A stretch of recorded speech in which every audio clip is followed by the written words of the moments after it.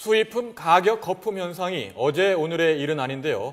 정부는 수입품 가격을 낮추기 위해 이렇게 공산품 수입 가격 공개는 물론 병행 수입과 해외 직접 구매를 늘려 경쟁을 유도하기로 했습니다. 이번에 경제부 이승은 기자와 함께 관련 내용 알아보도록 하겠습니다. 안녕하세요. 네, 안녕하세요. 조금 전에 전준영 기자가 수입품 10개 품목에 대해서 수입 가격과 판매 가격을 공개한 내용을 보도를 했는데 이렇게 보면은 이렇게 수입 가격이 떨어지지 않다 보니까 병행 수입과 같은 다른 경로를 통해서 판매를 할 수 있도록 하겠다는 게 정부 방침인 것 같은데 이 병행 수입이라는 단어가 좀 낯설거든요. 이 단어가 어떤 걸 의미하는지부터 설명을 해주실까요? 네, 독점 수입품의 경우에는 국내 유통업체나 국내 독점 업체가 해외 제조업체와 계약을 맺고 독점 수입하는 겁니다. 네. 반면에 병행 수입은 국내 유통업체가 직접 해외 유통업체와 접촉해서 싼값에 들여오는 것을 말합니다. 그러니까 예를 한번 들어보겠습니다. 지난해 겨울 유행한 한 패딩인데요. 한 대형마트가 병행 수입을 해서 20~30% 싼값에 들어와서 좋은 반응을 얻은 적이 있죠. 그러니까 독점 수입업체는 판촉비, 매장 운영비, 수수료, AS만 구축비 등을 물건값에 붙일 수밖에 없습니다. 하지만 국내 유통업체가 이렇게 병행 수입을 하면 해외 유통업체에 작은 이윤을 붙여주고 수입하게 되는 거니까 비교적 싼 값에 수입을 할 수 있는 겁니다. 그러니까 이런 병행 수입은 정부 정책에 힘입어서 급속도로 성장하고 있는데요. 병행 수입과 직접 구매를 통한 소비재 수입 규모가 지난해 전체 소비재 수입 규모의 5%, 액수로 치면 3조 원 정도 됩니다. 정부는 이런 병행 수입과 해외 직접 구매를 더욱 활성화시켜서 두 경로로 수입되는 소비재 수입액 비중을 오는 2017년에 10% 수준으로 늘리기로 했습니다.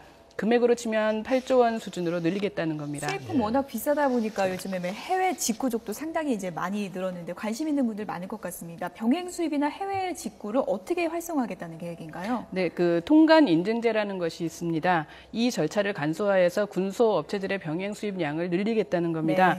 통관 인증제는 적합하게 통관 전차를 걸치면은 관세청이 통관 정보를 담은 QR코드를 부착하도록 하는 제도입니다.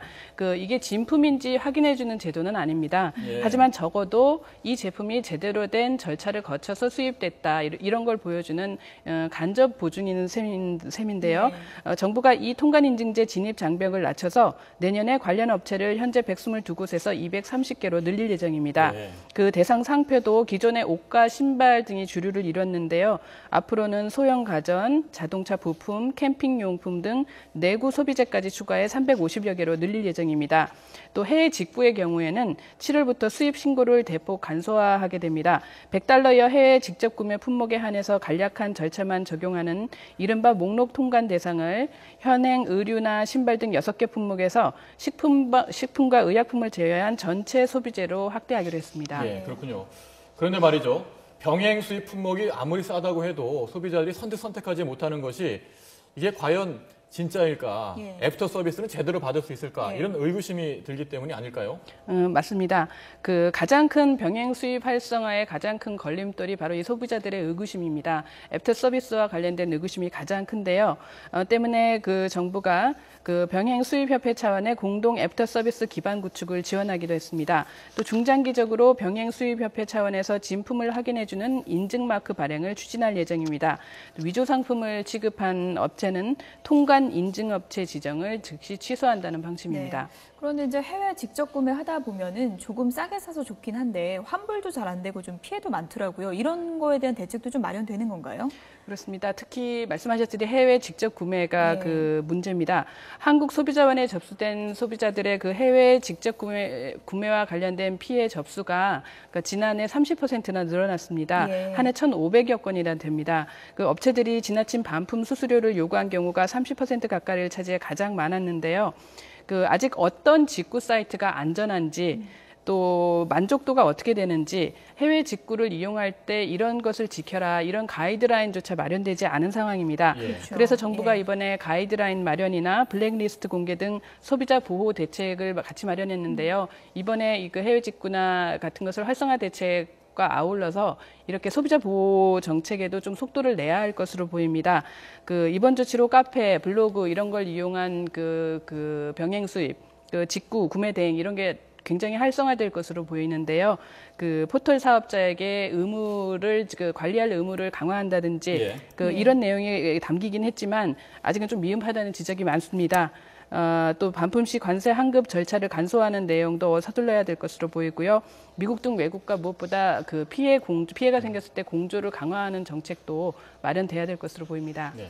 소비자 입장에서 보면 가장 궁금한 것은 정부가 이런 정책을 펴면 과연 수입품 가격이 떨어진다면 얼마나 떨어질지 그 점이 아닐까요? 그렇습니다. 그 정부는 이렇게 경쟁을 촉진해서 그 수입 소비재 가격을 10에서 20% 낮춘다는 2017년까지요. 그런 목표를 세워놓고 있습니다. 예. 하지만 일단 최고가 해외 브랜드의 가격은 그렇게 영향을 받을 것 같지는 않습니다. 왜냐하면은 우리가 많이 사는 그 해외 고가 가방이 그 부유층한테 인기인데요. 그런 고가 가격의 경우에 통관 가격 기준으로 200만 원 이상에는 개별 소비세가 붙는데요. 아무래도 독점 수입사가 본사에 직접 물품을 공급해주기 때문에 통관 가격 면에서 이런 최고가 가방들은 그 독점 수입 업체가 유리하기 때문입니다. 하지만 중저가 수입품 시장에서는 가격 인하 효과가 있을 것으로 보입니다. 판매 업체들로 보면 아무래도 애프터 서비스나 그 물품 진품 여부의 신뢰도가 있는 대형 유통업체들이 수혜를 입을 것이라는 분석이 많습니다. 네, 그렇군요. 오늘 여기까지 듣겠습니다. 네, 경제부 이승은 기자였습니다. 고맙습니다.